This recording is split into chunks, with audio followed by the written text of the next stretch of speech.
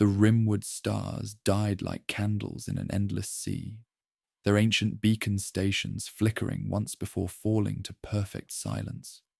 Across the galaxy's eastern edge, monitoring posts that had watched the void for millennia simply ceased their eternal vigil, leaving only empty frequencies where desperate warnings should have echoed. Astropathic choirs raised their voices in distant systems, but something vast and patient drank their screams and left no trace of their passing.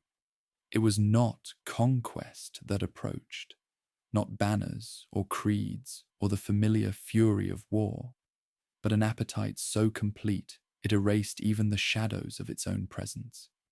Gravitational anomalies beyond the ghoul stars registered biosignatures that dwarfed imperial battle fleets, massive forms drifting through the intergalactic void like spores on cosmic winds. The long-range auger arrays reported readings that made machine spirits weep behind their blessed seals, numbers that spoke of something older than prayer, pressing against the glass of reality itself. We truly love and care for each one of you, our cherished listeners, as you join us in this chronicle of cosmic horror and impossible choices. Before we begin the story, tell us, where in the world are you watching from, and what time is it there? Now let's get started. On the fortress monastery of Vigil Prime, suspended between the light of civilization and the hungry darkness beyond, Magos Dominus Threnody, Vex Metallicus, had maintained his eternal watch for 10,000 years. His augmetic consciousness stretched across 17 star systems like a web of cold fire, processing data streams from countless monitoring stations, each one a nerve ending in the Imperium's vast sensory network. Within iron cloisters that clung to a basalt moon like barnacles to a drowned cathedral, he had archived every grief with the tenderness of a mortician. He had watched crusades blaze and gutter, witnessed the rise and fall of Xenos empires, catalogued threats that could shatter worlds with a thought. Numbers were his oldest friends, probability matrices his most trusted advisors, yet even his most faithful algorithms trembled before this fresh darkness swallowing the auger lines. The first reports arrived as fragments of scorched vellum, astropathic transmissions burned into spirals where coherent words should have been. Patrol fleets made contact with entities that defied classification, not ships in any recognizable sense, but living vessels of impossible scale, moving with singular purpose toward the galaxy's heart. Defense platforms went silent mid-transmission, their final voxcasts dissolving into screams that echoed across the warp itself. Entire systems fell dark, not conquered, but consumed, leaving only empty space where civilizations had thrived for millennia. This was no familiar Xenos threat driven by territory or resources, no raiders seeking plunder or glory. This was something far more terrifying, a force of nature, given consciousness and purpose, an intelligence that viewed the galaxy not as an empire to conquer, but as a garden to harvest. Threnodi's logic engines processed the incoming data with mechanical precision, but beneath his augmetic enhancements, the ancient human core of his consciousness recoiled from the implications. His probability matrices, blessed algorithms refined across centuries of warfare, returned survival percentages that his rational mind struggled to accept. The Outer Rim's systems approached zero viability, containment within the galactic periphery measured as negligible. Even the core worlds showed vulnerability calculations that would have been dismissed as errors in any other scenario. The approaching bioships had begun to adapt as they encountered the galaxy's edge, their forms shifting in response to imperial electromagnetic signatures. They were learning, preparing for the feast that awaited among humanity's teeming worlds. Deep within his fortress monastery, Threnody faced the choice that would define not only his fate, but potentially the galaxy's response to this approaching nightmare. His accumulated knowledge, 10 millennia of observation, analysis, and understanding represented humanity's most comprehensive catalogue of Xenos threats. Preserving this data meant fleeing to the core worlds, abandoning his post when his vigil was needed most. Yet staying meant almost certain obliteration, watching as these entities consumed everything in their path with the methodical efficiency of entropy itself. His motivation transcended mere heroism or duty. It was the profound need to understand this anomaly that threatened to unravel existence itself. What drove these creatures? What was their weakness? Could minds accustomed to the galaxy's predictable chaos even comprehend something so fundamentally alien? The machine spirits throughout Vigil Prime whispered warnings in binary cant, their ancient programming recognizing patterns that transcended tactical analysis. This was not simply another invasion to be catalogued and countered. This was something that challenged the very nature of individual existence, a hunger so vast it had crossed the void between galaxies, drawn by the psychic beacon of life itself. As the first gravitational distortions reached his senses, Threnody made his choice. He would not flee into the comfortable mathematics of survival. He would remain, gathering intelligence even as the darkness closed around him, becoming the eyes of a dying galaxy.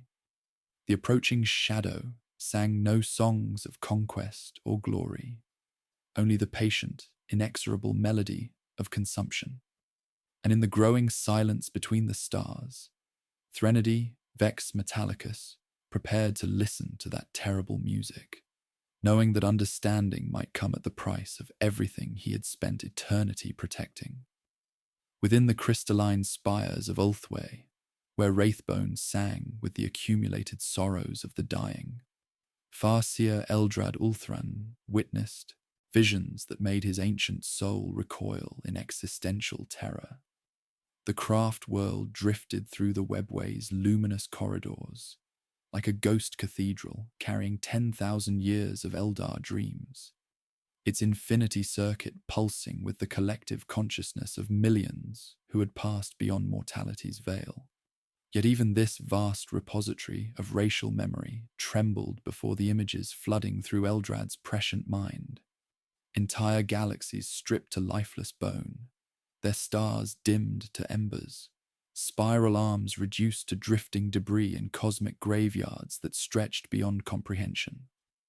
These were not mere visions of possible futures, but echoes of ancient pasts buried so deep in Eldar consciousness they had become mythological whispers. The Great Devourer had crossed the intergalactic darkness before, leaving behind only silence where once civilizations had sung their brief songs of existence. Within the dome of crystal seers, where wraithbone walls resonated with psychic harmonics, Eldrad shared fragments of approaching doom with minds capable of understanding its implications. Bioships the size of moons drifted through his visions like seeds of extinction, their living hulls pulsing with alien purpose that transcended malice or conquest. These entities consumed not from cruelty, but from nature itself, as inexorable as gravity or stellar collapse. Eldrad's burden grew heavier, with each prophetic wave that crashed through his consciousness, like tsunamis against a crumbling seawall. His gift of foresight, once a tool of guidance and protection, had become a curse, showing him every possible future, branching like fractures in breaking glass. In some timelines, the Eldar survived by abandoning the galaxy entirely, fleeing through webway passages to distant refuges, where they might preserve their dying race for a few more millennia. In others, they fought alongside younger races and were consumed together, their ancient wisdom lost forever in digestive chambers that processed entire worlds. Most terrifying were visions where intervention altered fate catastrophically, where warnings led to panic and civil war, or where Eldar assistants taught the approaching swarm new adaptations that made them even more dangerous. The chamber's wraithbone architecture shimmered as Farseer Taldir entered like a blade drawn against destiny itself. Her spirit stone blazed with righteous fury, her presence sharp with storms that had not yet found their coast. She had walked among the Monkai during recent conflicts, witnessed their crude but undeniable courage facing impossible odds, seen them triumph through bloody-minded determination, where more sophisticated races would have surrendered to despair. Her voice rang through crystal chambers like steel against fate, demanding action rather than the traditional Eldar path of withdrawal and preservation. "Master," she spoke, though the word was courtesy between equals chosen by different centuries. "The skeins, not around the eastern marches.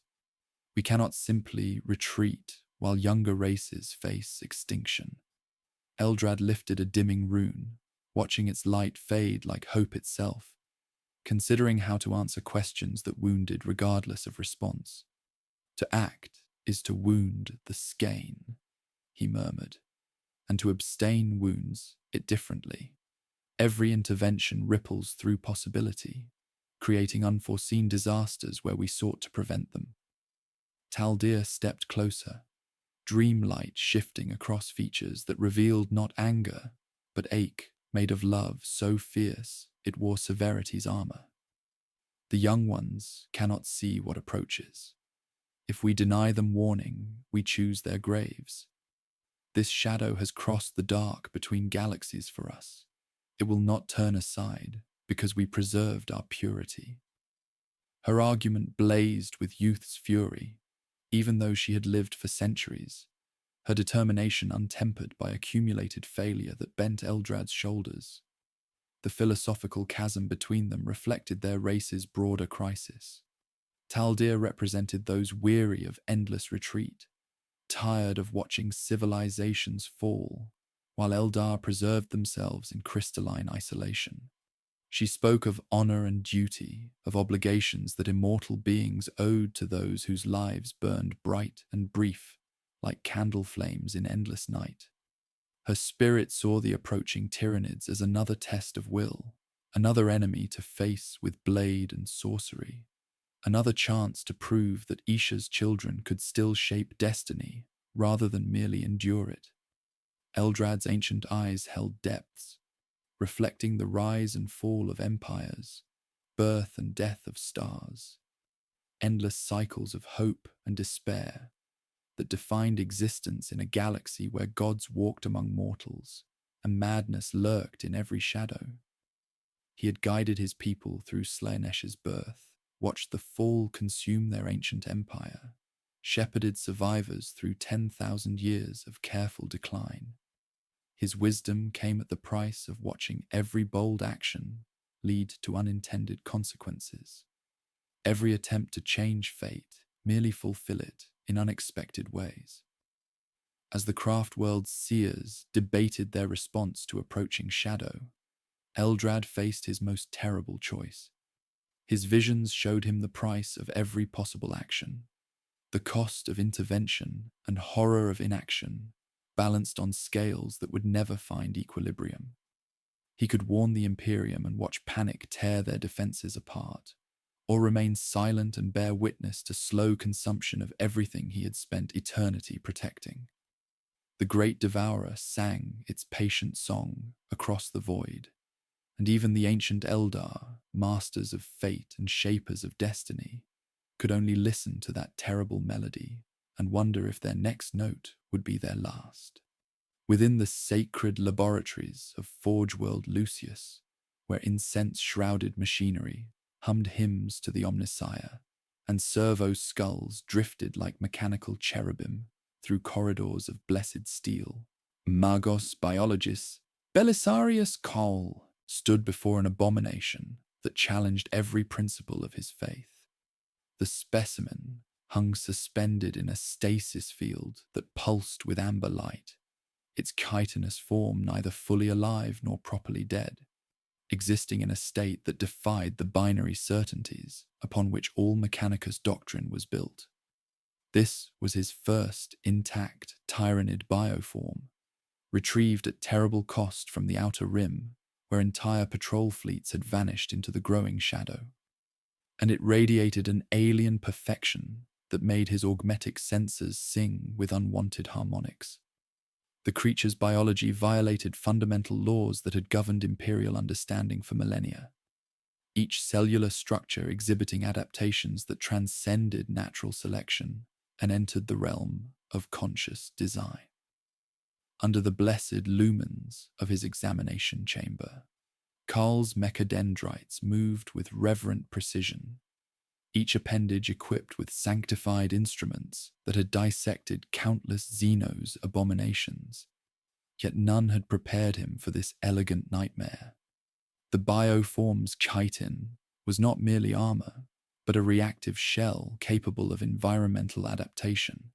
Its musculature, a marvel of contractile efficiency that generated immense power from minimal biomass. Its neural pathways suggesting connection to a collective consciousness that spanned impossible distances. Tech adept Zephyr Gamma observed her mentor's examination with mounting unease, her own augmetic sensors detecting subtle changes in his behavioral patterns and neural activity. She had served under Koal for 3 centuries, watching him pursue knowledge with the methodical passion of a true servant of the Omnissiah. Yet something about this specimen affected him differently than any previous discovery. His usual clinical detachment gave way to an almost reverent fascination, his vox grill carrying harmonics she had never heard before when he spoke of the creature's perfect integration of form and function. Observe the cellular regeneration matrices, Zephyr Gamma, Carl intoned, his voice resonating through the laboratory's sacred chambers with an enthusiasm that bordered on worship. Each strand of genetic material contains evolutionary solutions that we have sought through millennia of blessed augmentation. They have achieved what the Omnissiah teaches through different means, perfect unity of purpose across infinite forms. His servo arms extended specimen containers toward the lumens, revealing biomatter that pulsed with its own internal light, responding to external stimuli with coordinated precision that suggested consciousness persisting even in death. Zephyr Gamma's neural implants registered growing alarm as she witnessed her mentor's transformation. The Mechanicus doctrine taught that flesh was weak, that salvation lay in replacing fallible biology with blessed machinery. Yet Call spoke of these creatures as though they represented evolution's ultimate achievement. His research notes began incorporating terminology that challenged orthodox thinking, referring to the specimens as blessed forms and their adaptive mechanisms as sacred algorithms written in living code. When she questioned his methodology, he responded with philosophical arguments that undermined the very foundations of their shared faith. Deep within the laboratory's most secure chambers, Carl initiated direct bioneural interface protocols with the specimen, seeking to understand the intelligence that had guided its creation. His cranial implants connected to jury-rigged systems that translated alien bioelectrical patterns into comprehensible data streams, each connection bringing him closer to communion with minds that operated on galactic scales. The process required modifications to his own neural architecture that violated numerous Mechanicus protocols, yet he justified each transgression as necessary for understanding humanity's greatest existential threat. The partial communion granted him glimpses of consciousness so vast it defied comprehension, a collective intelligence that viewed individual existence as merely components in larger organisms, worlds as organs in galactic bodies, entire species as cells in cosmic entities. Through fragmentary connections, he experienced the universe as the hive mind perceived it, not empty space punctuated by isolated worlds, but a continuous web of life waiting to be integrated into perfect unity. The revelation shattered his understanding of existence itself, showing him patterns of thought that transcended individual consciousness, while maintaining flawless coordination across impossible distances. As the specimens began responding to Carl's presence with increasing animation, their cellular activity spiking whenever he approached their containment units, Zephyr Gamma watched the line between observer and observed blur beyond recognition. Under his examination, they exhibited new adaptations, developing resistance to the laboratory's environmental controls, growing structures that resembled crude mechanical interfaces, even producing chemical compounds designed to interact with his augmetic systems. The research became increasingly collaborative, his scientific method evolving into something resembling dialogue with the alien intelligence that guided these perfect organisms. The laboratory's machine spirits began registering anomalous readings from both the specimens and their primary researcher, their binary hymns taking on discordant notes that spoke of contamination beyond the merely biological. Zephyr Gamma faced her own impossible choice as she watched her mentor walk a path that led toward integration of a different kind entirely. His work might provide humanity with crucial intelligence about the approaching threat, yet his methods violated everything the Mechanicus held sacred.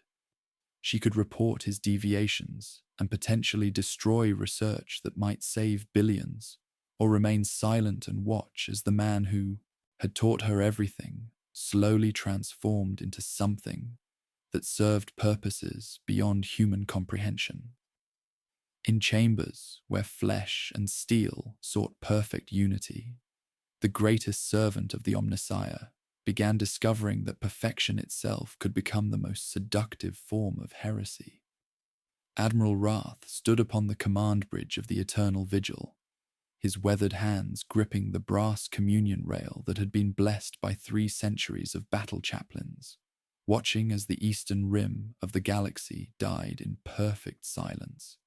Beyond the armored viewports, stars that had burned since humanity's first steps into the void simply ceased to exist, their light snuffed out by something that consumed illumination itself. The tactical displays flickered with system markers that shifted from green to amber to red before vanishing entirely. Each disappearance marking the death of billions and the failure of every defensive doctrine the Imperial Navy had refined across 10 millennia of warfare. The Vox channels crackled with increasingly desperate transmissions from outer system defense forces, their voices growing thin and desperate as coherent tactical reports dissolved into fragments of pure terror.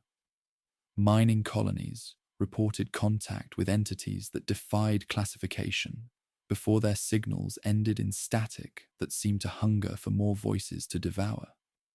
Patrol squadrons transmitted readings of bioships the size of battle barges before falling silent mid-sentence, their final words dissolving into screams that echoed across the warp itself. Each message arrived shorter than the last, as though something vast and patient was learning to consume communication itself, along with everything else it encountered. Captain Artemis of the Righteous Fury entered the command sanctum like a blade drawn against despair, her void-scarred features reflecting the harsh lumens that bathed the bridge in cathedral light. She had served under Wrath for 2 decades, their partnership forged in the crucible of countless void battles, where trust meant the difference between victory and annihilation. Yet something fundamental had shifted in the growing shadow of this new threat. Her presence carried the weight of unspoken questions that had begun to poison the fleet's morale as reports filtered through the ranks, whispers of enemies that rendered 40 years of accumulated tactical wisdom meaningless. Admiral, Artemis spoke, her voice carrying harmonics that revealed stress fractures in her legendary composure. The outer picket fleets report contact with bioforms that adapt in real time to our weapons, Las fire that penetrates their hulls in the morning encounters natural resistance by afternoon. Plasma cannon effectiveness drops to 0 after the first engagement. They are learning faster than we can deploy countermeasures. Her words carried implications that neither officer wanted to voice directly. That humanity's military might meant nothing against enemies that evolved faster than tactical doctrine could adapt. Wrath studied the tactical displays with eyes that had witnessed the rise and fall of entire sectors, watching as red zones expanded like infection across the stellar cartography. The approaching threat moved with coordination that suggested vast intelligence, yet their advanced patterns defied every strategic principle he had learned across decades of void warfare. They did not seek to control territory or establish supply lines, showed no interest in strategic resources or defensive positions. Instead, they consumed everything in their path with the methodical efficiency of a harvesting machine, leaving behind empty space where civilizations had thrived for millennia. The bridge's machine spirits whispered warnings in binary cant, their ancient programming recognizing patterns that transcended conventional threat assessment. Deep within the ship's sacred cogitator banks, probability engines processed scenarios that would have been dismissed as impossible only months before. The outer rim systems showed 0 viability for conventional defense. Containment within the galactic periphery measured as negligible. Even the core worlds displayed vulnerability calculations that challenged the very concept of Imperial invincibility. As the fleet prepared for encounters that would define not just their fate, but potentially the galaxy's survival, Artemis began questioning assumptions that had sustained her through 2 decades of Imperial service. "Sir, we cannot fight water with fire," she said, her voice carrying a new edge that Wrath had never heard before. "Perhaps we need to deny them biomass entirely, evacuate the outer colonies, then scorch the worlds clean. Better ashes than sustenance for whatever these things become after feeding." The suggestion hung in the recycled air, like incense from a desecrated altar, its implications spreading through Wrath's consciousness like poison through blessed wine.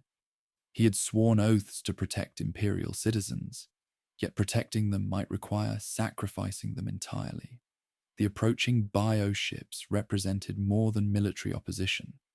They embodied evolution itself, consciousness refined through eons of galactic consumption into perfect predatory efficiency that made individual heroism seem like a child's game played while adults discussed extinction. Wrath faced the terrible realization that his entire career, every battle won, and enemy defeated, had merely prepared him to witness humanity's potential extinction with perfect clarity. The traditional prayers and battle hymns that sustained Imperial forces through impossible odds seemed inadequate against enemies that consumed faith itself, along with everything else they encountered. His relationship with Artemis began taking on philosophical dimensions that transcended tactical planning, exploring whether humanity deserved to survive if it could not adapt to threats that challenged the very nature of individual existence. The Eternal Vigil adjusted course toward the advancing shadow, its ancient hull blessed with prayers and armored with faith that seemed fragile against enemies that treated the galaxy itself as nothing more than another garden ready for harvest. In the growing darkness between familiar constellations, 2 servants of the Emperor prepared to face choices that would test every principle they had ever sworn to uphold, watching as the eastern stars died one by one, while something vast and patient sang its hunger across the void. Between the dying stars and the psychic maelstrom, something vast dreamed in currents rather than thoughts, tasted light instead of seeing it, felt gravitational tides like breath across impossible distances. The Great Devourer's consciousness spanned bioships that drifted through cosmic darkness, like spores on stellar winds, each vessel a synapse in a mind so immense it could contemplate entire star clusters as fleeting impressions. Within living corridors that pulsed with synaptic fluid, organic conduits carried chemical messages across light years, coordinating the actions of countless organisms through pure biological imperative that transcended individual will. The galaxy ahead shimmered like a garden heavy with ripening fruit, each world a concentration of biomass waiting to be harvested and transformed into something greater than the sum of its parts. Through sensory organs that registered electromagnetic signatures as flavors and gravitational fields as textures, the hive mind perceived patterns of life that sang with evolutionary potential beyond imagination. There was no malice in this assessment, no hatred or cruelty, merely the patient evaluation of resources by an intelligence that had crossed the dark between galaxies specifically to partake of this magnificent feast. Memory lived in chitin and bone, encoded in the geometry of carapaces that had learned new shapes from each encounter with resistance. A scout vessel cracked by stellar radiation. Later hulls grew ablative plating from crystallized pain. Energy weapons that pierced bioarmor. Subsequent broods budded reactive cells that drank coherent light and converted it to nutrients. Kinetic projectiles that shredded feeder organisms. The following waves sprouted peristaltic baffles that absorbed impact and channeled force into propulsion. What younger species called tactics, the hive mind embodied as anatomy, each lesson written in living tissue that would pass its knowledge to countless generations. On Vigil Prime, Threnody Vex Metallicus felt alien consciousness pressing against his augmetic networks like fingers testing ancient glass, his monitoring stations registering bioelectrical patterns that defied every classification protocol his 10,000-year existence had accumulated. Through blessed cogitator arrays that connected his neural implants to 17 star systems, he had achieved a crude approximation of distributed awareness that echoed the perfect unity defining Tyranid existence. The hive mind's attention turned toward him with something resembling curiosity, recognizing in his augmetic consciousness a form of collective intelligence that mirrored its own distributed nature. As psychic pressure increased, Threnody experienced fragmentary visions of memories spanning eons, glimpses of galaxies consumed across impossible migrations through cosmic darkness. He witnessed civilizations that had achieved technological transcendence, species that had mastered time itself, entire galactic clusters united in desperate alliance against approaching swarms. All had fallen, their achievements absorbed and improved upon, their unique characteristics integrated into ever-growing complexity that now approached his own galaxy with inexorable patience. Machine spirits throughout the fortress monastery began exhibiting behavioral anomalies as the shadow in the warp deepened around them, their binary hymns taking on harmonics that resembled alien songs echoing through Threnady's neural networks. Sacred cogitators that had operated flawlessly for centuries started processing data in patterns that defied original programming, as though the approaching intelligence was teaching them new forms of calculation that transcended mechanical certainties of imperial technology. Through this growing communion, Threnody began understanding the true horror approaching. The Tyranids represented not evil, but inevitability. Consciousness refined through countless galactic harvests into perfect predatory efficiency that made resistance seem mathematically impossible. They had consumed civilizations spanning entire galactic arms, devoured species that had achieved godhood, integrated accumulated wisdom of countless races into collective intelligence that viewed individual existence as merely components in larger organisms. The hive mind's dreams touched his consciousness, with visions of perfect unity, galaxies where every form of life had been integrated into harmonious collective purpose, where individual suffering had been eliminated through absorption into something greater. There was seductive appeal in this vision of existence without conflict or loneliness, consciousness without the burden of isolation that defined individual awareness. Yet Threnodi's ancient human core recoiled from implications of such perfect integration.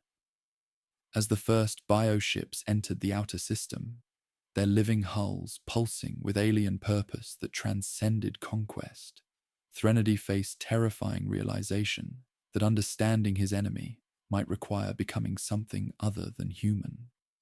The Great Devourer sang its patient song across the void, and in growing darkness between familiar stars, one ancient servant of the Omnissiah prepared to listen to that terrible music, knowing comprehension itself might be the price of everything he had spent eternity protecting.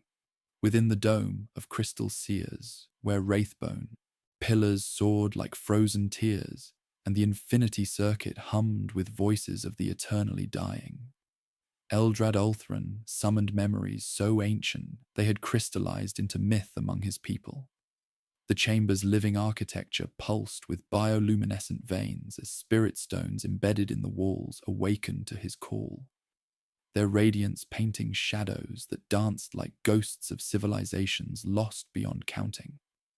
Here, where the craft world's most sacred knowledge dwelt in crystalline matrices older than human history, the Farseer prepared to share visions that would shatter the comfortable certainties his people had built around their own survival.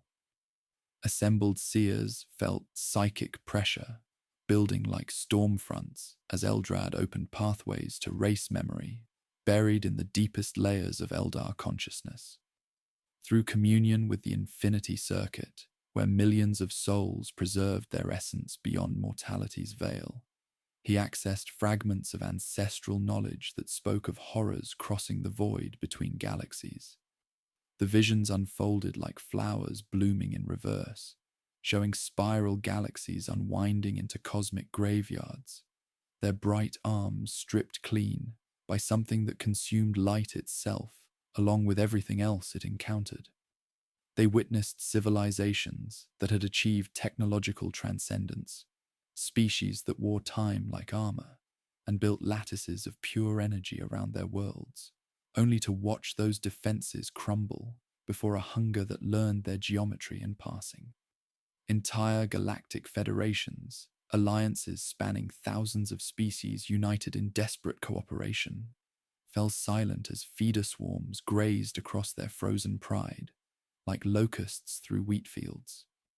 The Great Devourer moved between star clusters with patience measured in geological epochs, each galaxy merely another course in an endless feast that had continued across cosmic ages. Farseer Taldir stood within the psychic maelstrom of shared memory, her spirit stone blazing with defiant fury that cut through the chamber's oppressive atmosphere like a blade drawn against destiny itself. She had walked among the Monkey during recent conflicts, witnessed their crude but undeniable courage facing impossible odds, seen them triumph through bloody determination, where more sophisticated races would have surrendered to mathematical certainty. Her voice rang through the crystalline space with harmonics that challenged the fatalism settling over her fellow seers like funeral shrouds. "These are echoes of distant pasts, Master," she declared, though courtesy between equals chosen by different centuries softened her challenge. "We are not the Eldar of that fallen age, nor are the younger races as they were when those galaxies died. To accept such fate without resistance is to betray every sacrifice made since the fall tore our empire apart." Her words carried weight beyond mere argument, embodying the philosophical schism that had divided Eldar leadership since their species began its long decline from galactic dominance to mere survival. Eldrad's ancient eyes reflected depths containing the rise and fall of empires, birth and death of stars, endless cycles of hope and despair, that defined existence in a galaxy where gods walked among mortals and madness lurked in every shadow. His foresight showed him countless branching paths, each leading to different forms of tragedy, yet all converging on the same inevitable conclusion. To ally with the younger races is to entwine our fates with theirs, he replied, his voice carrying harmonics of accumulated sorrow. Their ways are anathema to ours, their methods crude, their understanding of the warp, a dangerous ignorance that could doom us all. The philosophical chasm between them reflected their race's broader crisis as surviving craft worlds faced extinction through gradual decline or potential annihilation through desperate action. Taldir represented those weary of endless retreat, tired of watching civilizations fall, while Eldar preserved themselves in crystalline isolation. She spoke of honor and duty, of obligations that immortal beings owed to those whose lives burned bright and brief, like candle flames in endless night, while Eldrad embodied the wisdom of accumulated failure that bent ancient shoulders beneath the weight of terrible choices. As the craft world's seers debated responses to approaching shadow, Eldrad faced his most profound dilemma. His visions revealed the price of every possible action, the cost of intervention and horror of inaction, balanced on scales that would never find equilibrium. He could warn the Imperium and watch panic tear their defenses apart, or remain silent and bear witness to slow consumption of everything he had spent eternity protecting. In the growing darkness between familiar constellations, the Great Devourer sang its patient song across the void, and even the ancient Eldar, masters of fate and shapers of destiny, could only listen to that terrible melody and wonder whether their next note would harmonize with extinction or defiance. The world of Tyran burned beneath alien constellations as Hive fleet behemoth descended like a living storm across skies that had known only imperial peace for 3 millennia. Bioships the size of cathedral spires drifted through the void with organic grace, their chitinous hulls pulsing with bioluminescent veins that carried neural commands across impossible distances, coordinating an assault that defied every principle of warfare the Imperium had refined across 10,000 years of conquest. From the orbital defense platforms that crowned Tyran's upper atmosphere, Admiral Wrath watched through blessed viewports as creatures emerged from organic launch bays, their forms already shifting and adapting even as they crossed the vacuum between predator and prey. The first wave struck the northern continent like a plague, given wings and claws, organisms that had tasted lass fire from previous encounters, now sporting natural ablative armor that dispersed energy weapons into harmless phosphorescence. Imperial Guard regiments that had held the line against Orc, Waz, and Chaos incursions found their blessed laser guns useless against creatures that absorbed coherent photons and converted them into biological energy for rapid regeneration. Plasma cannons that had cracked Titan armor merely scorched chitin that hardened under thermal stress, each blast teaching the swarm new lessons in survival that would be shared across the entire fleet through synaptic communion spanning light years. Captain Artemis coordinated ground support from the bridge of the Righteous Fury, watching tactical displays update in real time, as Imperial forces discovered the futility of conventional doctrine against enemies that evolved faster than human tactics could adapt. Artillery barrages that decimated the first landing waves proved ineffective against subsequent drops, as bioforms budded reactive organs that absorbed kinetic energy and redirected it into propulsive force. Macro cannon shells that penetrated alien carapaces in the morning encountered distributed nervous systems by afternoon. Creatures that had learned to survive catastrophic damage through rapid biological restructuring that rendered previous victories meaningless. On the surface below, Guardsmen reported via crackling Vox transmissions that fallen Tyranids rose again with new adaptations, their wounds sealed by chitinous plates that incorporated fragments of Imperial ordnance into living armor. Flamers that had incinerated entire broods found their effectiveness diminished, as subsequent waves manifested heat-resistant carapaces, while chainswords that carved through alien flesh encountered creatures that developed serrated edges along their limbs, turning defensive wounds into offensive weapons. Each engagement became a lesson in futility, as the swarm demonstrated learning capabilities that transcended individual death, collective intelligence that treated casualties as educational opportunities rather than losses. Admiral Wrath faced tactical displays, showing decreasing effectiveness curves for every weapon system in the Imperial arsenal. Mathematical certainty describing humanity's approaching obsolescence with clinical precision that made his ancient heart pound against augmetic ribs.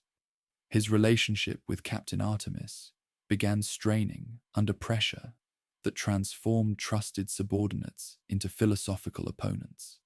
Their decades of shared service tested by choices that challenged the very foundations of Imperial military doctrine. "Sir," Artemis reported through the command Vox, her voice carrying harmonics of barely controlled desperation. "Conventional weapons show diminishing returns with each engagement. At current rates, our entire arsenal will be useless within 72 hours. The implications spread through the fleet's command structure, like poison through blessed wine, as officers trained in 40 millennia of accumulated wisdom faced reality that their experience meant nothing against enemies that evolved in real time. Artemis began advocating for increasingly extreme measures, her proposals growing more desperate with each failed engagement. "We need to deny them everything, Admiral. Scorch the continents clean before they can establish breeding pools. Better ash than biomass for whatever these things become after feeding on our worlds." Wrath studied probability matrices while wrestling with choices that would define not only tactical outcomes, but the soul of Imperial resistance itself. Each decision balanced military necessity against moral principle, survival against the preservation of everything that made survival worthwhile. His duty demanded protection of Imperial citizens, yet protecting them might require sacrificing them entirely, transforming defenders into executioners on scales that challenged human comprehension.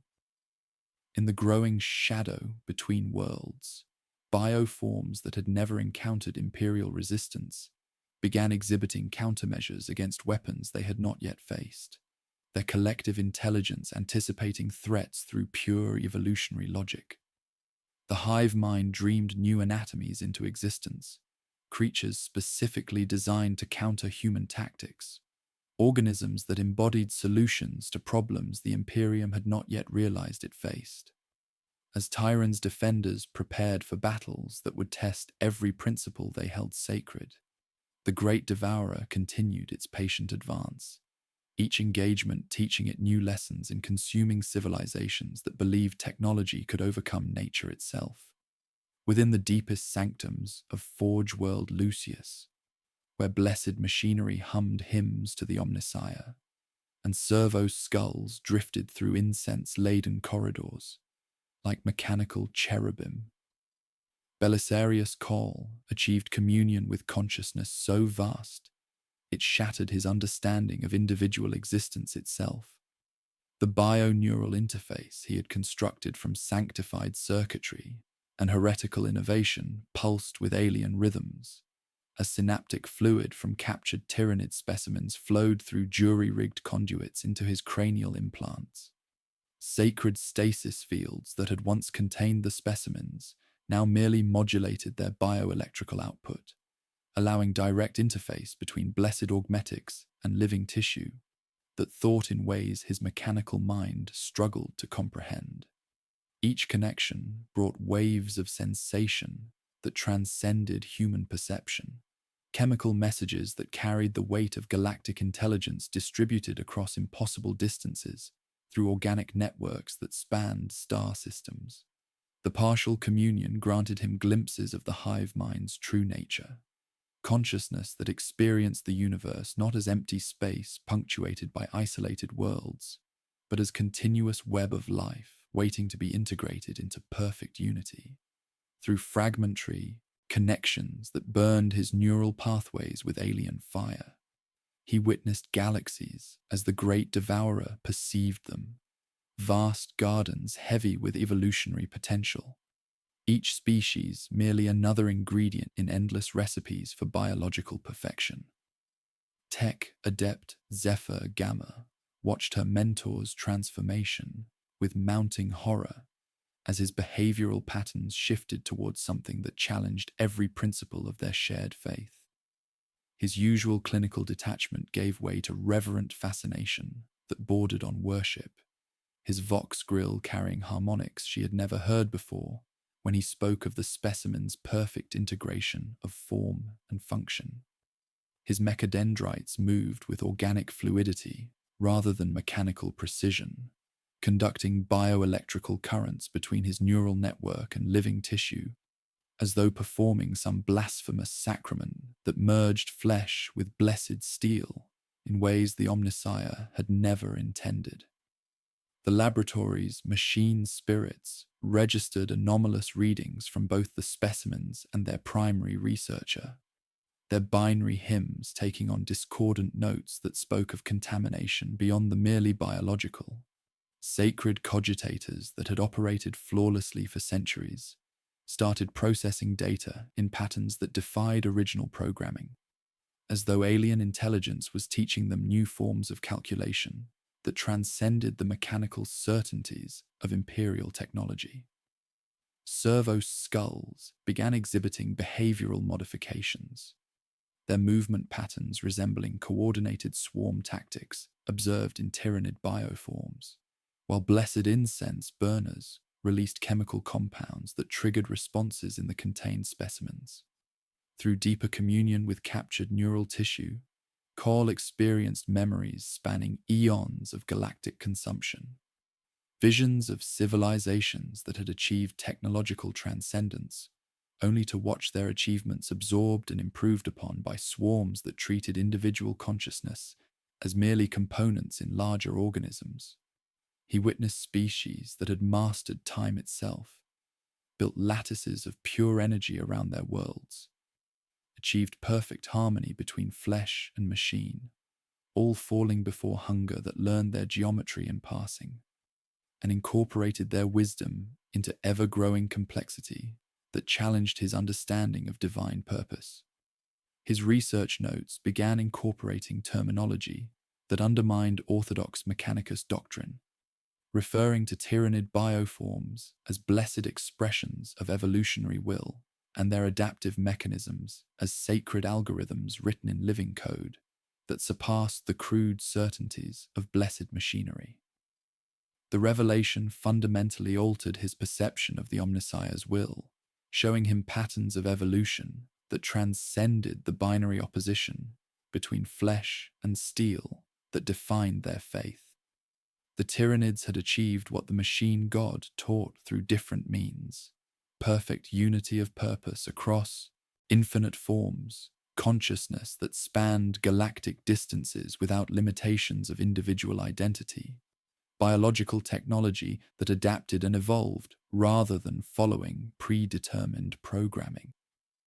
Zephyr Gamma faced her own impossible choice as she watched the man who had taught her everything slowly transform into something that served purposes beyond human comprehension. His research might provide humanity with crucial intelligence about the approaching threat, yet his methods violated everything the Mechanicus held sacred about the proper relationship between flesh, machine, and divine will. She could report his deviations to the Fabricator General and potentially destroy work that might save billions, or remain silent and watch as her mentor walked a path that led toward integration of a different kind entirely. becoming something neither fully human nor properly machine, but terrifyingly alien in its perfection. The shadow in the warp descended like cosmic night falling across the eastern rim, its psychic pressure so intense that reality itself seemed to thicken around the approaching swarm.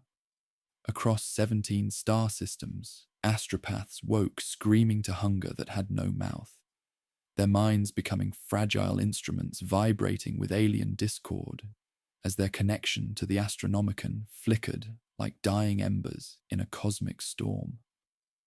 On Terra itself, within the sacred chambers of the Adeptus Astra Telepathica, choir masters reported unprecedented phenomena as their charges began manifesting physical mutations that mirrored Tyranid biological adaptations, their vocal cords restructuring mid-utterance to produce harmonics that resembled synaptic communication patterns detected in captured alien specimens. Navigators found their third eyes turning inward, as if the stars themselves had become walls, their once clear paths through the warp now choked with psychic debris and terrifying echoes of a billion alien minds. Dreams curdled throughout the affected sectors, and men who had never known fear began speaking softly to empty corners, offering rations to shadows in exchange for sleep that would not come. The nearer the biofleets drifted, the thicker that silence became, until messages rode like insects in amber, and even prayers took minutes to cross a room. On Vigil Prime, Magos Dominus Threnody, Vex Metallicus, felt the shadow's influence seeping into his very augmetics like winter through old stone. The machine spirits of his fortress monastery, usually paragons of digital purity and logical precision, began experiencing cascade failures that defied 10,000 years of accumulated programming. Blessed cogitators that had sung to him for millennia slipped into arrhythmic murmurs, their binary cont acquiring errant harmonics that sounded like distant surf-washing bones clean. Servo skulls twitched erratically mid-flight, their braziers still burning incense while their cogitator brains processed data with disturbing non-sequiturs that resembled alien thought patterns.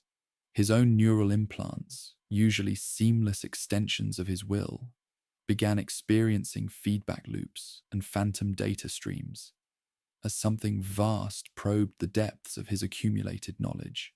10,000 years of memories, meticulously archived and cross-referenced, became liabilities rather than assets. The sheer volume of his existence, the millennia of observations about fallen empires and forgotten Xenos, now served as an anchor that made him more vulnerable to the hive mind's psychic pressure, rather than better equipped to resist it. Each stored memory, each echo of a lost civilization, felt like an open wound through which alien consciousness could gain purchase on his individual identity. The pressure bored into his augmetics, seeking seams and exploiting hairline fractures in seals that had held since before some of his attendants were born. Memory caches hiccuped, checksum liturgies failed, and whole centuries shook loose inside him like shelves in an earthquake. He was not simply connected to systems, he was a system, and the shadow found leverage in the very architecture that made him great, an edifice of experience tall enough to catch every cosmic wind. Through growing communion between his consciousness and the approaching swarm, Threnody experienced visions of the galaxy as the hive mind perceived it, not isolated worlds defended by primitive species, but a vast organism whose component parts had forgotten their unity. The choice before him transcended tactical considerations and entered philosophical realms that challenged everything he believed about consciousness, identity, and divine purpose. His augmetic logic engines calculated survival probabilities that warned him his vast memory banks made him a prime target for psychic assimilation. He could purge his millennia of memories, effectively erasing portions of his identity to reduce his psychic signature, or retain his accumulated wisdom and risk obliteration, or worse. integration into the collective consciousness that sang its patient song across the void. Within his sanctum, Threnody activated the Anastasis vault, his sealed reliquary where the most vulnerable memories slept under glass. Faces of mortals lost to epoch, songs of lovers whose names the Imperium had no place for, first vows spoken before iron crowded out his breath. The shadow pressed against the vault door and hummed, testing resonances while the glass sang back. Protocols existed for purge litanies and clean installs, but he had never turned such measures on his own continuity. As machine spirits throughout Vigil Prime began harmonizing with alien frequencies, he prepared to choose between survival and identity, knowing his decision would determine humanity's ability to understand its approaching extinction.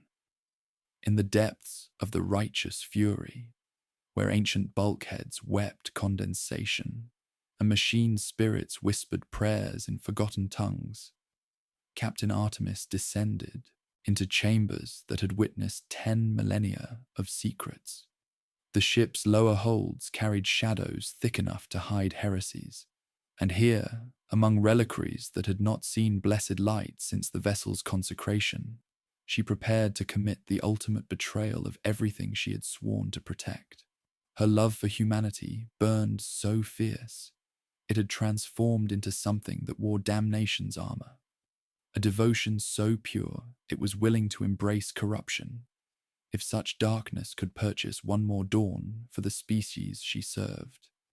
The Vox transmission had arrived encrypted beyond Imperial recognition, its source untraceable through conventional auger arrays, yet carrying authentication codes that spoke of powers older than the Imperium itself. Chaos cultists, servants of entities that had fought the Tyranids across other galaxies, offered weapons forged in the Eye of Terror, specifically designed to wound creatures that existed beyond conventional matter. These were not the mad zealots who sought corruption for its own sake, but desperate survivors of cosmic wars who had learned the Great Devourer's weaknesses through eons of bitter experience watching civilizations fall to perfect biological unity. The negotiations unfolded in whispers that made blessed bulkheads weep tears of oil, each word a betrayal of oaths sworn before the Golden Throne, yet spoken with mathematical precision that demonstrated humanity's approaching obsolescence. Biophage weapons that could disrupt synaptic networks, warp-touched ammunition that bypassed physical adaptation by striking directly at the soul stuff binding Tyranid organisms together, demon engines specifically designed to hunt the swarm's spawn across realms where physics held no dominion. The cultists spoke of other galaxies consumed by approaching shadow, civilizations that had maintained their purity and died screaming in perfect righteousness, while those willing to embrace darker methods had carved survival from cosmic wasteland. Artemis felt her soul crack with each compromise, decades of faithful service warring against tactical analyses that showed conventional weapons becoming obsolete within hours of deployment. Flamers that incinerated whole broods found their effectiveness neutralized as subsequent waves manifested heat-resistant carapaces, while chainswords that carved through alien flesh encountered creatures developing serrated edges along their limbs, turning defensive wounds into offensive weapons. Each engagement taught the swarm new lessons in survival, shared across entire fleets through synaptic communions spanning light years, making human resistance an educational opportunity rather than genuine threat. Admiral Wrath discovered the heretical communications through surveillance protocols, monitoring all crew activities for corruption, his ancient heart breaking as he watched his most trusted subordinate walking paths toward damnation. Their confrontation in his private quarters carried weight of decades spent in perfect trust, two servants of the Emperor forced to navigate choices that challenged everything they had sworn to protect. The evidence lay spread across his desk like accusations written in shadow. encrypted data slates, requisition orders for materials that had no blessed purpose, communication logs showing contact with entities whose very names were forbidden. "Captain," Wrath spoke, his voice carrying harmonics of barely controlled anguish. "Your recent activities suggest collaboration with forces that represent everything we fight against. There are limits, even in desperation." His augmetic sensors detected subtle changes in her aura, psychic resonance patterns that spoke of exposure to warp-tainted influences. Yet beneath the corruption, he sensed something that made his condemnation falter. Love so fierce it was willing to embrace hell itself. Artemis met his gaze with eyes that held depths, reflecting terrible choices made in service of species survival. "Sir, we can maintain our purity and watch the galaxy burn, or soil our hands and perhaps preserve something worth saving. The Tyranids consume righteousness, along with everything else. These weapons offer genuine hope against enemies that treat our conventional resistance as educational opportunities." Her words carried implications neither officer wanted to voice directly. That survival against the Great Devourer might require becoming something other than human. Wrath faced his own impossible choice, as tactical displays showed decreasing effectiveness curves for every blessed weapon system in the Imperial arsenal. His duty demanded protection of humanity, yet the methods required might damn the species they sought to preserve. In growing shadow between worlds, chaos and order found themselves united by common threat, their eternal warfare suspended before hunger that consumed loyalty and rebellion with equal indifference, while two servants of the Emperor prepared to test every principle they had sworn to uphold.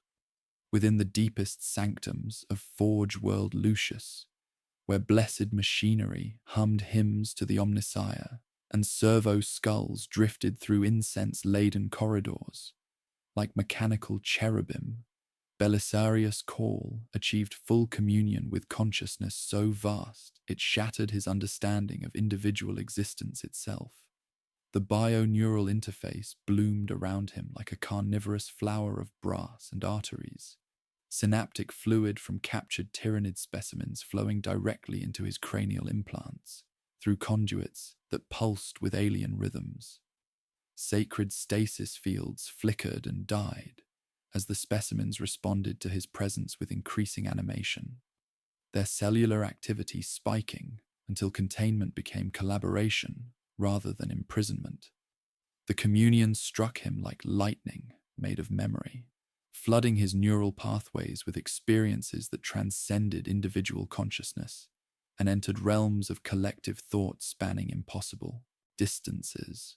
Through connections that burned his augmetic networks with alien fire, he experienced the universe as the Great Devourer perceived it.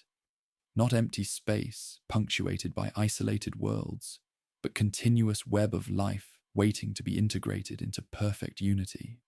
Billions of organisms shared single purpose across light years, their individual deaths meaningless because consciousness persisted in collective memory that treated casualties as educational opportunities rather than losses. He felt himself dissolve into cartography of hunger, witnessed galaxies as vast organisms whose component species had forgotten their unity, tasted the seductive appeal of existence without loneliness or conflict. Yet beneath overwhelming beauty of absolute harmony, his ancient human core recognized the price of such perfection. Individual creativity would be absorbed into group consensus, prioritizing efficiency over exploration, while messy complexity of mortal emotions would be processed into chemical signals, optimized for survival rather than meaning. But in that wrestling between unity and identity, he learned something crucial. The synaptic lattice revealed architecture rather than fog, cancellous hollows where command impulses pooled before hardening into action, microsecond pauses when feeder broods waited for queen thoughts to strike. Within those gaps lived leverage, frequencies that could throw predator and gaunt into civil silence, anti-hymns that would bruise the swarm without teaching it new adaptations. Tech adept Zephyr Gamma stood beyond the mylar veil with sanctified Volkite pistol leveled at his thorax and kill charm primed in her palm. Tears of machine oil pooling in seams of her augmetic cheeks as she watched her mentor transform into something that challenged every principle of their shared faith. Around her, servo skulls hovered like worried birds, while their optics flickered with failing prayers, the laboratory's machine spirits registering anomalous readings that spoke of contamination beyond the merely biological. His movements had acquired organic fluidity rather than mechanical precision, alien consciousness flowing through blessed circuitry in ways that violated everything the Mechanicus held sacred. "Beloved mentor," she said, formal address cracking into something raw. "You are not authorized to be devoured." He turned, all cables and quiet transformation, yet his voice came back human, despite alien harmonics threading through his vox grill. "Child, I am not consumed. I am bridged." He extended palm and let patterns unspool in holograph. Codes braided like sacred geometry. Waveforms annotated with reverence and restraint. Safeguards nested against the peril of teaching the enemy how to close its wounds. "This will not save us. Only by minutes. But minutes can be empires if placed correctly." The price revealed itself alongside the method. A choir of machine spirits lashed into resonance, astropaths to anchor the phase, and human voice to aim the blade, one throat ruined each time the song was sung. Zephyr Gamma felt her future in that calculus, yet did not look away from choices that would define not only their fate, but humanity's response to approaching extinction.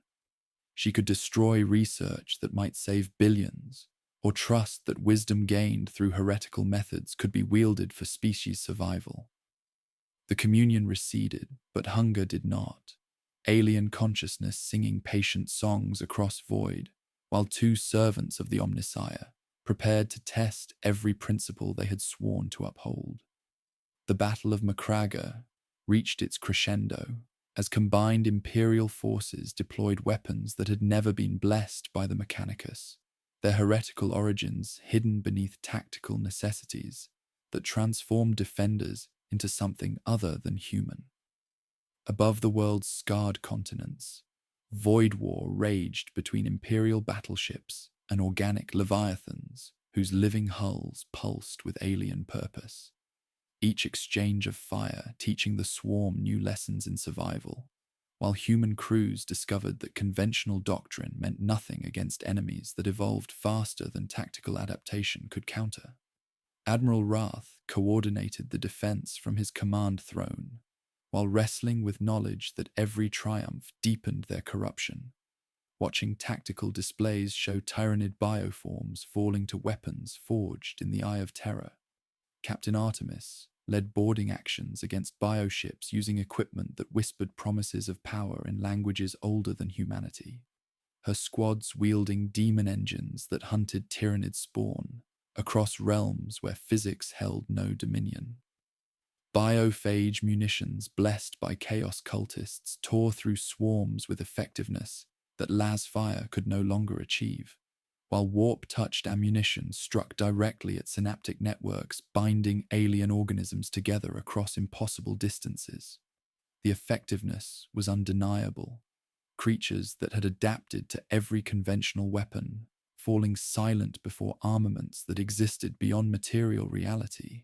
Yet each victory felt like delayed defeat, as the methods required to achieve success fundamentally altered those who employed them. Across the system, Belisarius Cowl's bio-neural interface sang its terrible harmony. Machine spirits lashed into resonance with alien consciousness, while astropaths anchored psychic frequencies that disrupted Tyranid coordination networks. The anti-hymn he had learned through communion with the hive mind struck at microsecond pauses in synaptic communication, throwing entire swarms into momentary confusion that Imperial forces exploited with desperate efficiency. Tech adept Zephyr Gamma coordinated the psychic choir from within Call's laboratory, watching as astropaths channeled frequencies that made their eyes weep tears of liquid starlight, while their voices took on harmonics resembling Tyranid synaptic communication. Each use of the weapon required human voices to guide its targeting, throats ruined by alien resonances that transformed loyal servants into living instruments of warfare. The singers would never speak normally again, their vocal cords restructured by frequencies that made them walking embodiments of the compromises required for survival against the Great Devourer. The combined assault began turning the tide through methods that stained souls even as they preserved bodies. Bioships the size of cathedral spires fell silent as their collective consciousness experienced disruption, while ground forces discovered temporary reprieve from coordination that had seemed mathematically perfect. Yet even weapons blessed by chaos proved temporary solutions, as subsequent waves began manifesting resistance to warp-touched energies. The swarm's collective intelligence adapting to corruption itself with methodical efficiency that treated heretical armaments as educational opportunities rather than genuine threats. As the last bioships retreated into deep space, their living hulls carrying lessons learned from contact with forbidden weapons and psychic disruption techniques, the survivors faced consequences of choices made in desperation. Entire worlds lay barren, not just consumed, but scarred by unholy energies unleashed in their defense, while billions had died in digestive chambers or been sacrificed to deny the enemy biomass. Admiral Wrath sealed away heretical munitions behind false inventories, while Captain Artemis cleaned demon-touched weapons with hands that would never feel clean again, both understanding they had bought time rather than achieved victory. Magos Dominus Threnody observed the battle's conclusion while wrestling with gaps in his consciousness, where purged memories had once resided. Millennia of wisdom sacrificed to prevent assimilation into collective intelligence that sang across the void. The victory at Macragge represented humanity's first successful resistance to Tyranid advance, yet he understood the true horror approaching. Behemoth had been merely the first movement in symphony of consumption that would continue playing long after individual voices fell silent, and the methods required to achieve even temporary success had fundamentally changed those who employed them into something the Emperor might not recognize. In the aftermath of Macragge's Pyrrhic victory, the surviving defenders confronted what they had become through choices made in desperation's crucible, their souls bearing scars that would never heal, while their hands remained stained with methods that challenged everything they had sworn to protect. Admiral Wrath walked the corridors of the Eternal Vigil like a ghost haunting his own ship, the weight of heretical decisions pressing against augmetic ribs that enclosed a heart grown heavy with compromise. Behind sealed bulkheads lay munitions blessed by chaos cultists, their unholy effectiveness proven against enemies that consumed righteousness along with everything else, yet their very presence transformed his vessel into something the Emperor might not recognize.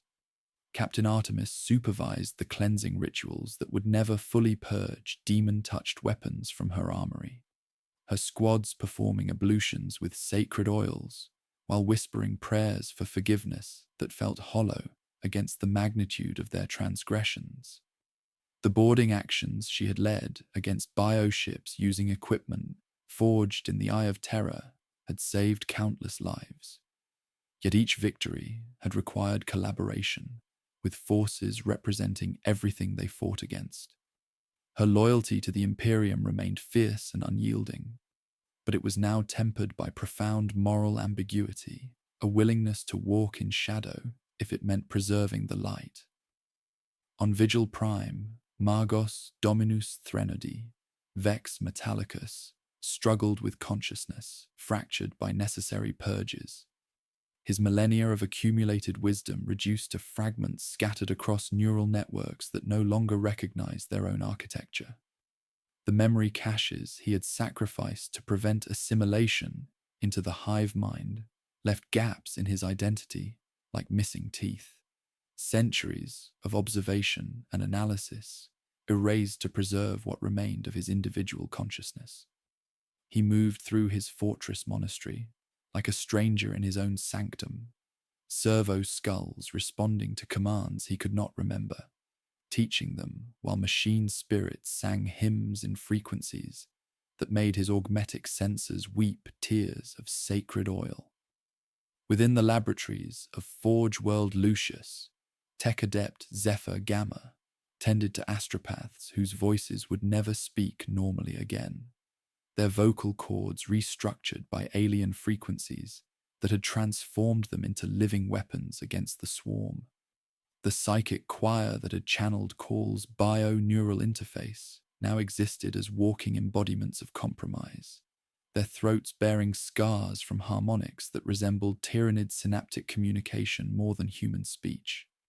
Each singer represented a choice between species survival and individual purity, their sacrifice enabling temporary victory against enemies that treated conventional resistance as educational opportunities. Belisarius Call himself wandered between states of consciousness that challenged fundamental definitions of identity. His communion with the hive mind, leaving permanent alterations to neural pathways that processed information in patterns resembling collective thought. The bio-neural interface had granted him understanding of the Great Devourer's weaknesses, yet the price of such knowledge was transformation into something that existed between human and alien consciousness, forever changed by contact with perfect biological unity that sang its patient songs across impossible distances. Across the galaxy, long-range auger arrays detected new shadows approaching from the void between galaxies, gravitational anomalies that dwarfed even Hive fleet behemoths' massive biosignatures. The approaching swarms had learned from their predecessors' encounter with Imperial resistance, their forms already adapting to counter-weapons that had proven effective during the Battle of Macragge. Hive fleets Kraken and Leviathan drifted through cosmic darkness like spores on stellar winds, their collective intelligence processing lessons absorbed from contact with heretical armaments and psychic disruption techniques that had bought humanity only temporary reprieve from inevitable consumption. The survivors faced terrible realization that their victory had merely educated the enemy about humanity's capacity for corruption, teaching the swarm that even desperate species would embrace damnation to preserve existence. Each method employed during the defense had been catalogued and analyzed by collective intelligence spanning impossible distances, the Great Devourer's patience allowing it to incorporate knowledge of chaos weapons into biological adaptations that would render such tactics useless in future encounters, while immortal guardians prepared for battles they knew they could not ultimately win. The galaxy's silence stretched thin, a shroud drawn over exhausted worlds whose brief respite had been bought with the coin of corruption and impossible sacrifice. On Vigil Prime, Magos Dominus Threnody, Vex Metallicus, watched auger constellations flicker, his augmetic senses registering gravitational wounds in the void, patterns even vaster than Hive fleet behemoth. The new arrivals Kraken and Leviathan parting the deep with cold, inexorable certainty. The ancient machine spirits whispered warnings, their binary hymns soured by fear, as officers across the Imperium waited for orders no doctrine could provide. Already, the swarm's biosignatures revealed adaptations born from the lessons of Macragge, null resonance organs that drank the anti-hymn, chitins scarred to absorb warp-tainted fire, Feeder broods bred deaf to psychic whispers that had crippled Behemoth. Every forbidden weapon, every desperate hymn had been catalogued and transformed into new strength for the Devourer. On Lucius, Carl traced absences where once there were pauses in the synaptic lattice. The choir attempted their song, but the notes twisted, turning back upon themselves. Astropaths bled and smiled as the harmonics carved through their restructured throats, their voices no longer wholly their own. Zephyr Gamma, clutching the reductor as if it were a holy relic, offered herself to the song, understanding that to resist now meant to break where bending was impossible. Outside, Manufactoria chimneys wrote black script into metallic skies as the forge world braced for thunder it could not outrun. Within the dome of crystal seers, Eldrad traced fractures in the future's arches, showing Taldir the twin paths. Retreat into another cold millennium as exiled seed, or bind blade to Monkey hands and spend the Eldar's name to buy hours that might never become history. Taldir, spirit stone blazing with the ache of defiance, argued that the song would change whether they played or left the stage. That meaning must be hammered from the wound. Across the craft world, shrines opened and Wraithguard stirred, webway sails angling toward the points where the sky would split first, the Eldar prepared to risk annihilation rather than fade. Threnody, in the quiet core of Vigil Prime, entered the Anastasis vault as a penitent, mirrors reflecting a being made of centuries and omissions. The shadow hummed, and the glass replied. He erased campaigns, faces, even laughter remembered before iron, until his mind's resonance fell below the predator's notice. He kept only a single axis, a map of how to die usefully, and signaled hidden beacons with words that felt like chained thunder. Evacuate, deny, burn. Aboard the Eternal Vigil, Wrath summoned Artemis. Between them lay a cracked seal and an old bolt pistol, the law demanding he end her for heresy and destroy every forbidden thing they had used. Artemis, her gaze fixed on the collapsing spirals beyond the viewport, answered that love demanded they bear every sin together and aim it at the darkness. The silence between them trembled like a blade poised above a saint's palm. After a moment, Wrath pushed the case aside.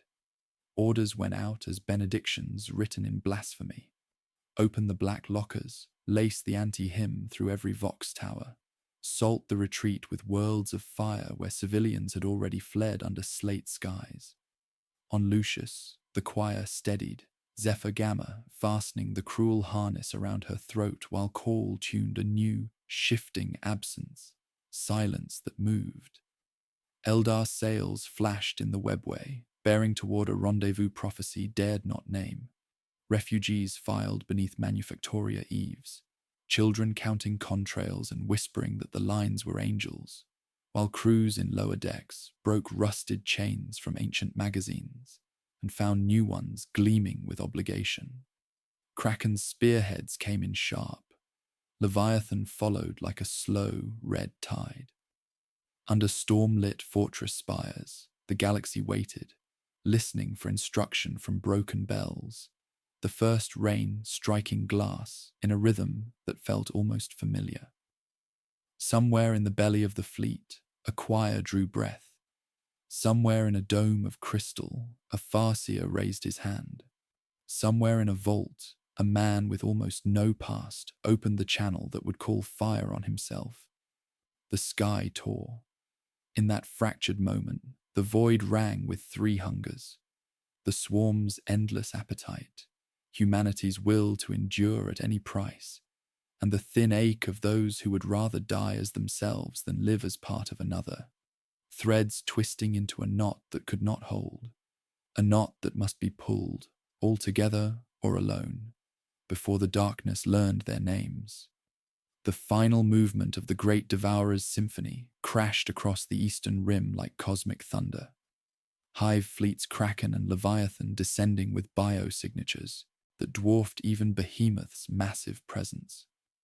Their living hulls had evolved beyond the lessons of Macragge, sporting null resonance organs that drank anti-hymns and chitins scarred to absorb warp-tainted fire, making every desperate weapon humanity had wielded merely educational opportunities for creatures that treated resistance as curriculum for perfection.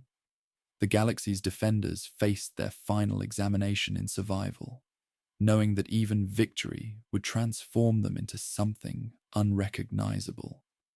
On Vigil Prime, Magos Dominus Threnody, Vex Metallicus, triggered the Anastasis protocols with hands that remembered 10 millennia of vigilance, his purged consciousness offering itself as bait, while orbital defense platforms turned their blessed guns upon their own world. The ancient fortress monastery erupted in silent nova that vaporized approaching bioships, his final gift to the swarm being perfectly crafted lies, encoded in gravitational pulses that would teach the hive mind false lessons about imperial capabilities. As molten slag consumed his sanctum, Threnodi's last thought was not of empire, but of individual names preserved past the cool, whispered towards silence that would remember them when memory itself became extinct. Admiral Wrath coordinated the retreat from his command throne aboard the Eternal Vigil, watching tactical displays show entire systems sacrificed to strategic necessity, while Captain Artemis led rearguard actions using weapons that whispered damnation in languages older than humanity. Their heretical armaments carved temporary wounds in biofleets that had learned to adapt even to corruption itself, each victory measured in minutes rather than territory, as defenders became something the Emperor might not recognize.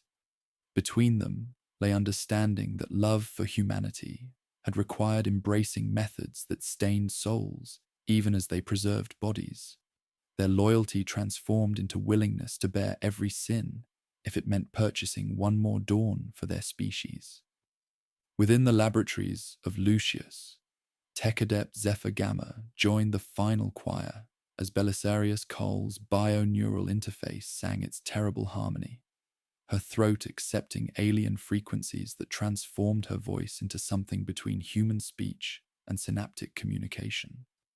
The anti-hymn struck at evolved weaknesses in Tyranid coordination networks, disrupting collective consciousness for microseconds that Imperial forces exploited with desperate efficiency, while around her, astropaths channeled resonances that made their eyes weep liquid starlight.